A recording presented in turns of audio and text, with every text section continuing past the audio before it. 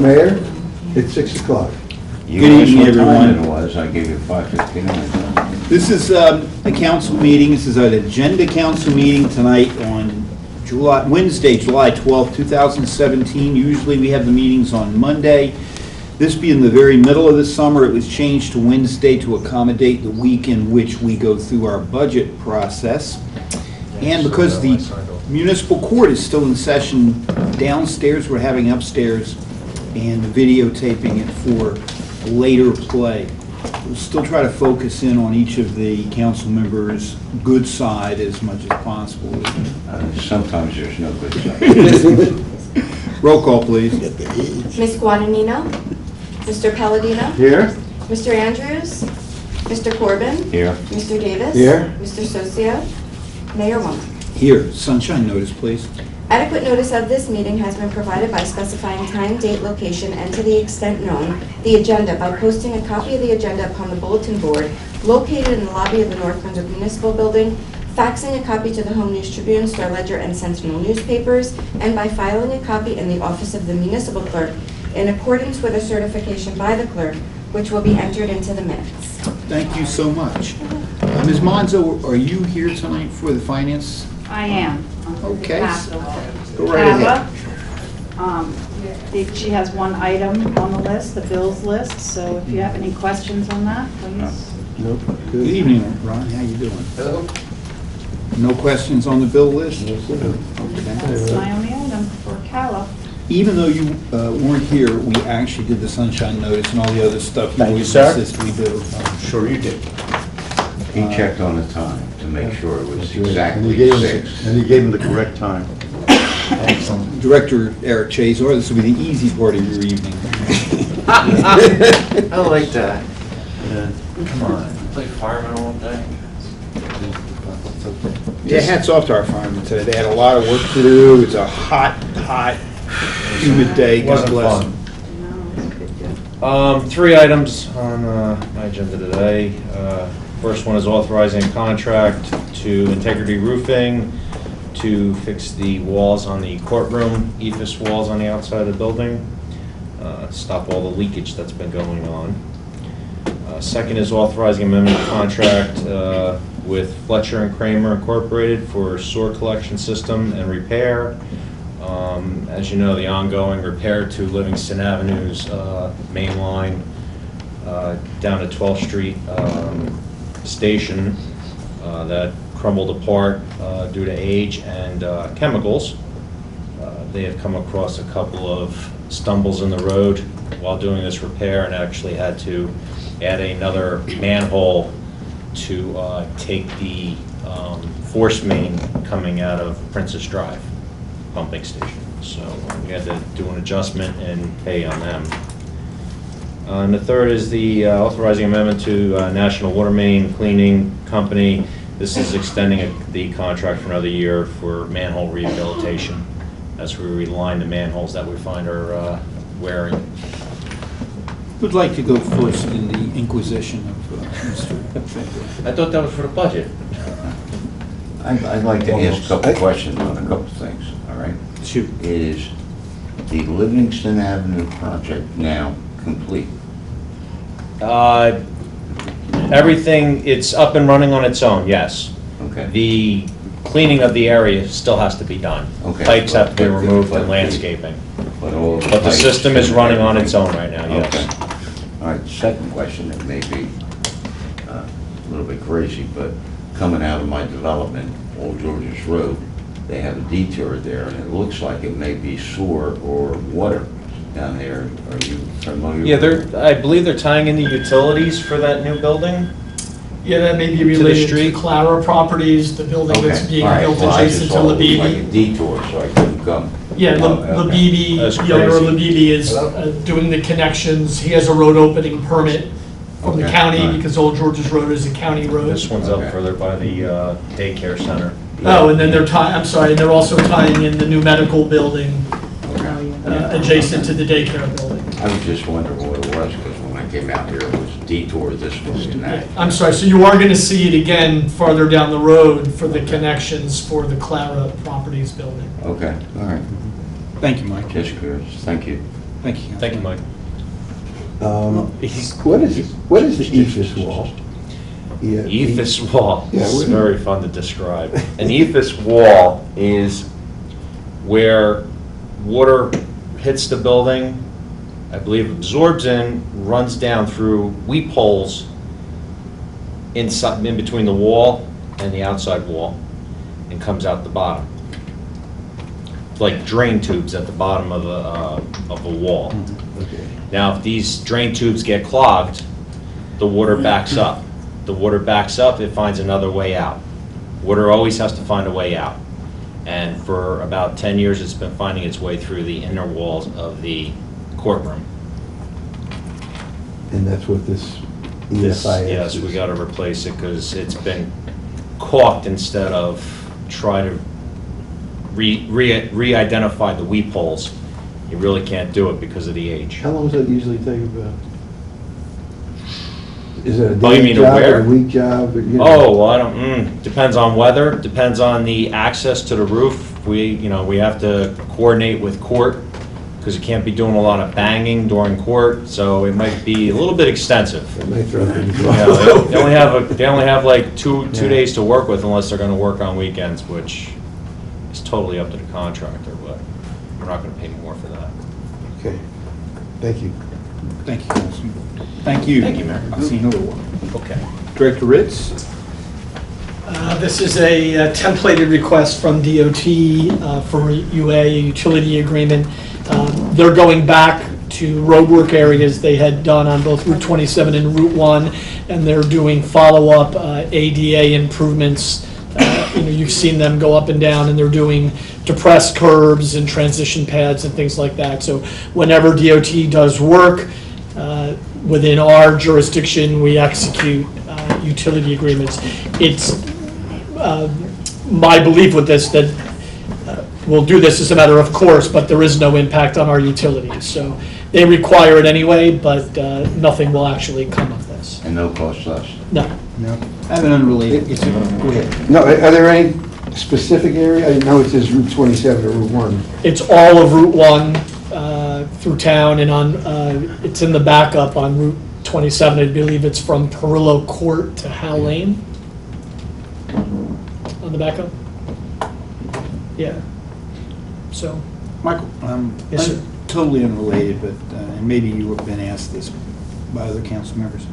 The old Ramada, I didn't Yes. realize they were tearing it down right to the steel structure. Do we have plans so that, for the rebuild, something that shows us what we'll be looking at there on Route 1? yeah, I can show you, there is a color schematic of what the final building is supposed to look like. It is a Emporia hotel.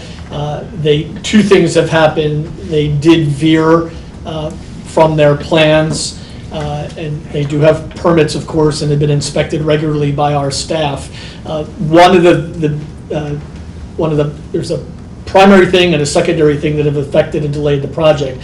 The primary element is it was long their plan to move the pool, which was previously at ground level outside, which they demoed. They were looking to put the pool up on their second floor, and they determined structurally that their attempts at using the existing framework and steel would not support elevating the pool. So they have had to go back and amend the project in order to do additional work that can support their interest in having the pool there. Second, somewhat unrelated but related, the longtime project manager for that project, their longtime manager left, and they had to find and replace somebody else to take it over. But I'll send you, if I can find it tonight, I'll email all of you a schematic. Councilman Davis had recently made a similar inquiry regarding timing, and as I indicated to him, as long as there is no specific time requirement for that to be completed, they're permitted under the law to take as long as they want or need to get it done, but it is generating a lot of God forbid, once they're there, you don't check out by 11, right? That's right. That's right. No, well, they have morning rapes, afternoon rapes. Yeah. Is Emporia a brand name, or is that the owner? Is that the one from Eastern Avenue? No, that's Imperia. Okay. This is Emporia, which I think does fall within one of the Holiday Inn type branded, names. It's a certain level, but that's their plan. So I'll get you at least a vision of what it's supposed to be like, but it certainly is behind schedule. It was frustrating, because I'd gotten a call from one of our residents, and I spoke to Michael and Tom, and then, honestly, I was shocked that there wasn't time limit. Yeah, there's actually, coming out of the economy, there's something called at the state level, the Permit Extension Act, which specifically provides builders under the current economy an unlimited amount of time. The project would have to be sort of entirely fallow for like a year for the township to take action. But if they're doing any given work on any given day, or they get an inspection, that clock constantly reverts and starts over. So, When is the steel I see being laid by the Green Turtle, is that for the hotel, or is that a bank? that is the Courtyard Marriott, Yes. whose permits have finally been issued, and that is the 6-story Courtyard Marriott going up. And I'll note, if you've noticed, they're nearing the completion of the Holiday Inn Express near Adams Lane, to the extent that they are hiring. They have put a sign up and they have advertised that They really moved on that. they've created a number of new jobs and they're hiring, so. What's, evening, Councilman, what's, do you remember, Kathy, Justine, off the top of your head, how did we do on hotel tax this year? Yeah, I'd have to look at the figure. I'm sure you'll be looking at it one night. Yeah. It's not an exceptional amount of money, but it's, We were at 191. I was gonna say about $200,000. I'm guessing, with these coming in, if they come in right, that ought to be doubling in a few years. It could be, sure. Yeah. I mean, every dollar counts, that's right, that's $200,000 that we never had before. So. Okay? Thank you. All right. Director McCormick?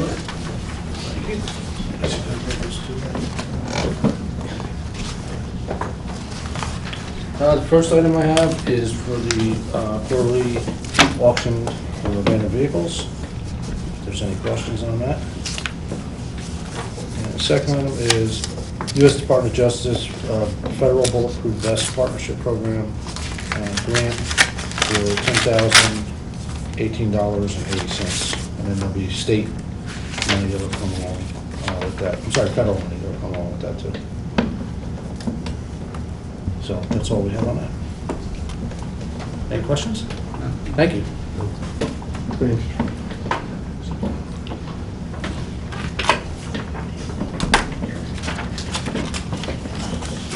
Thank you, Mayor. Thank you, Director. Ms. Monzo? The first item I have is authorizing an agreement with Police Officer Andrew Hauer. Officer Hauer is planning on retiring, but this is one of the agreements that we've been doing to pay out in installments to officers amounts that they have of their accumulated time.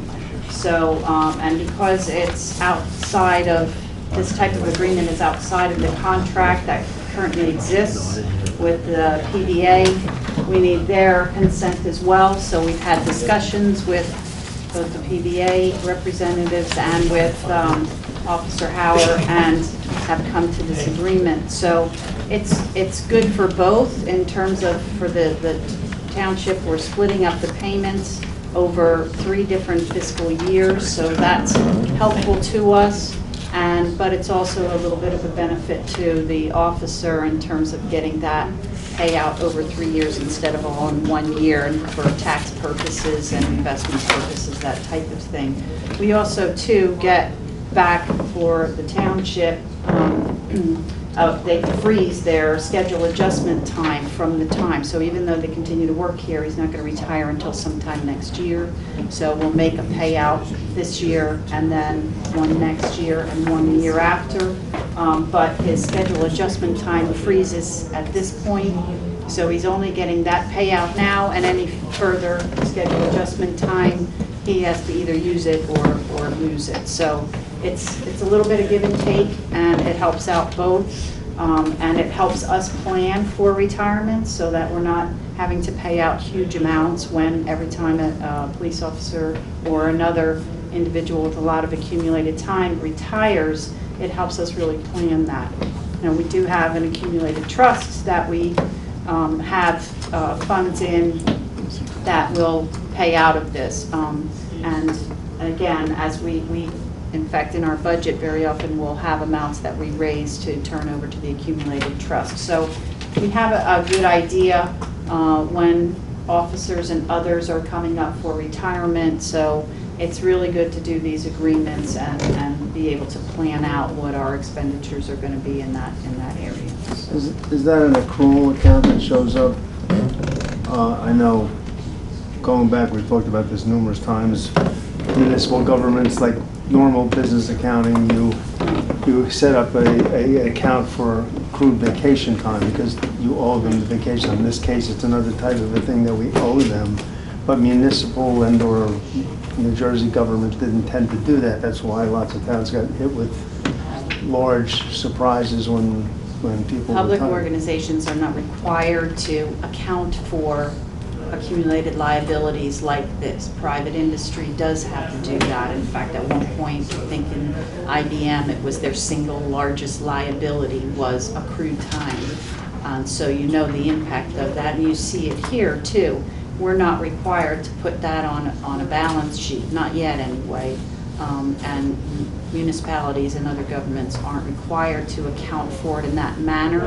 However, we still, you know, have a trust that helps us cover those because there's still liabilities that we have.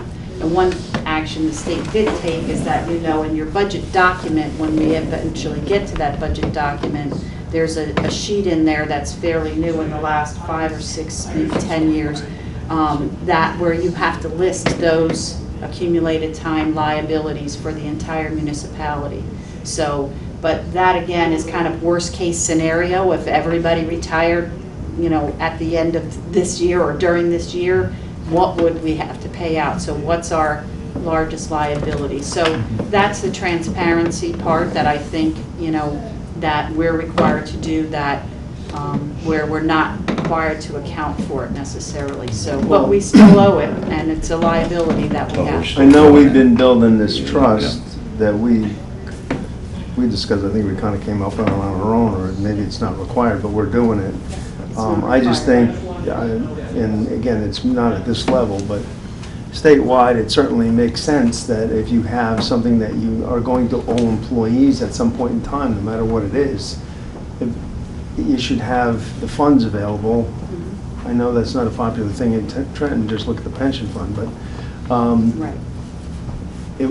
it certainly makes sense because you're going to have to pay this money out, so it should be available.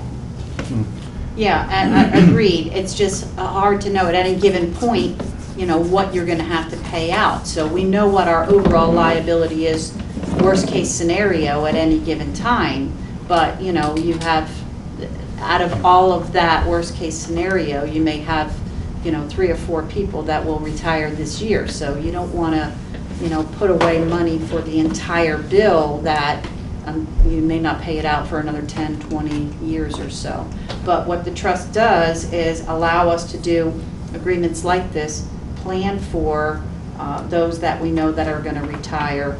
And then, you know, a lot of municipalities who aren't doing and building up a trust, as you say, are running into trouble with emergencies that they have to do. They actually have to do an emergency appropriation and then borrow the funds in order to pay out some of these. So that's why I said these type of agreements are helpful to us. They're helpful to the employee as well. So you know, it's a good news story all around, so. Yeah, I'm happy we're doing it because obviously the other method makes absolutely no sense. No, But that's all. we do pay out for accrued vacation days, right? Yeah, But what about sick days? yes. Also, And- that's included? Yes, up to a certain extent. There's a cap on it, You and... do have a cap? Yes, the state instituted a cap, I think, back in It came up a few 2011. years ago. Yeah. It used to be, It used to be the children. yeah, well, now they've capped it, so. Right. But this So- is something different. Isn't it? It includes that, a payout. It must for- include that, it had to. for- No, but I It's a big mean, expense. like, we've had people who are, I guess, SOA members, Yeah. who get a different type of compensation time. Well, they do, but it's all pretty much the same. It's still accrued time, so between vacation time, sick time, even with the cap, we still pay out. And they have their schedule adjustment time, which again is indicative of a 24/7 operation. So, you know, those things are all calculated in. I think they get some holiday pay if they have those hours that are accrued, and any comp time they may have accrued, that type of thing. So we calculate all of that.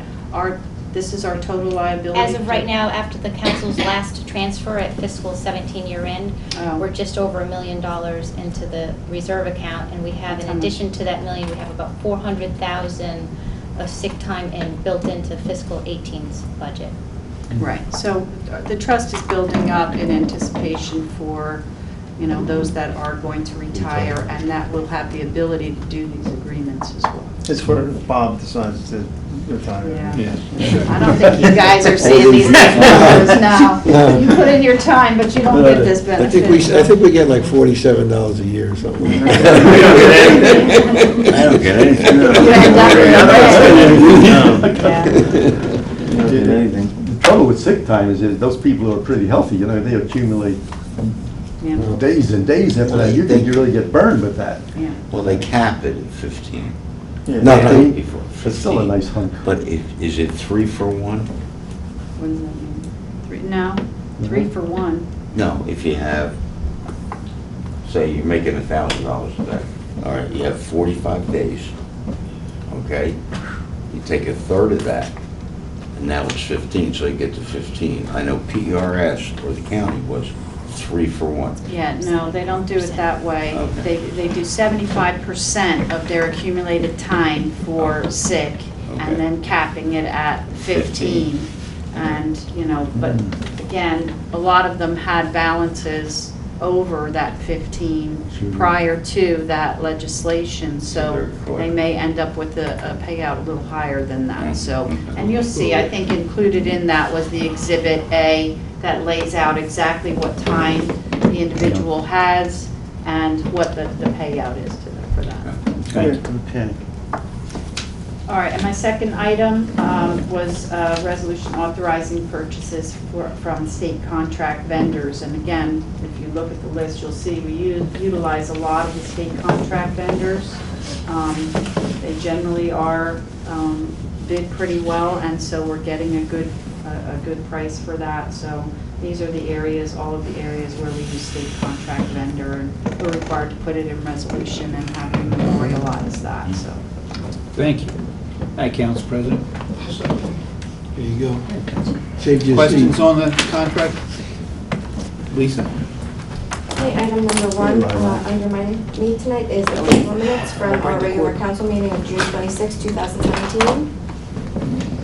And item number 2 is the New Jersey State Firemen's Association application for fire company number 2. All paperwork is in order. And Any that's all I questions? have. Has anyone signed up to be heard in public hearing? No, No. Mayor? I took the pen, so nobody could. Any items in closed session this evening? No, sir. Is there a motion to adjourn our agenda meeting? So moved. Second. All in favor? Aye. Any opposed? We have notice so that we're able to proceed immediately into our regular council meeting.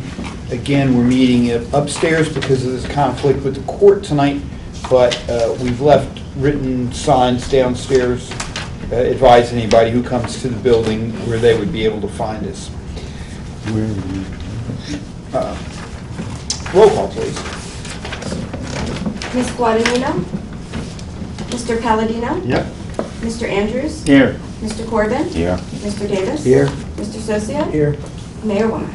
Here, sunshine notice, please. Adequate notice of this meeting has been provided by specifying time, date, location, and to the extent known, the agenda by posting a copy of the agenda upon the bulletin board located in the lobby of the North Brunswick Municipal Building, faxing a copy to the Home News and Tribune, Star Ledger, and Sentinel newspapers, and by filing a copy in the office of the municipal clerk in accordance with a certification by the clerk, which will be entered into the minutes. No flag, there's no flag in the room here for our usual pledge of allegiance. Let's do a moment of silence for the individuals that were killed in the Marine airplane crash this week.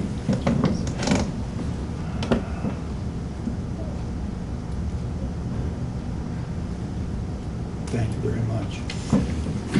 Would any member of the council like to have any items removed from this evening's consent agenda? Is there a motion to approve consent agenda items A through J? So moved. Second? Is there any discussion? Roll call, please. Mr. Palladino? Yes. Mr. Andrews? Yes. Mr. Corbin? Yes. Mr. Davis? Yes. Mr. Socia? Yes. Is there a motion to approve the minutes from our regular council meeting of June 26, 2017? So moved. Second. Yes. Discussion? All in favor? Aye. Any opposed? Who's got the most announcements? Anybody? No, we had two street namings on Monday with the Gilio family and Mike Lasik. So, At the LASIK, they were both very fun ceremonies. At the LASIK ceremony, it was amazing. They read a letter that had been written just before he died from a young soldier, now not a young person, but right, who back he in Korea. had saved as a medic on Hamburger Hill in Korea. Yeah. And we asked to get copies of that so we can put it up on the website. That was really something. That was his granddaughter who had read it, and it was amazing. Mike was a very quiet man. He was a member of the Adams AC, and you didn't even know that he was, Heartbreak Ridge, and that he was a medic. And this fellow was a young fellow, and he was wounded, and Mike saved him, and he remembered him all the way through. And this young fellow, well, he's an older gentleman now. He does a lot of things with veterans. So, and you find that most of your older veterans in World War II and Korea, they really don't talk much about what went on. But it's these the street namings are great. I mean, you look down and you see the people, the appreciation from the families and everything. So it was excellent.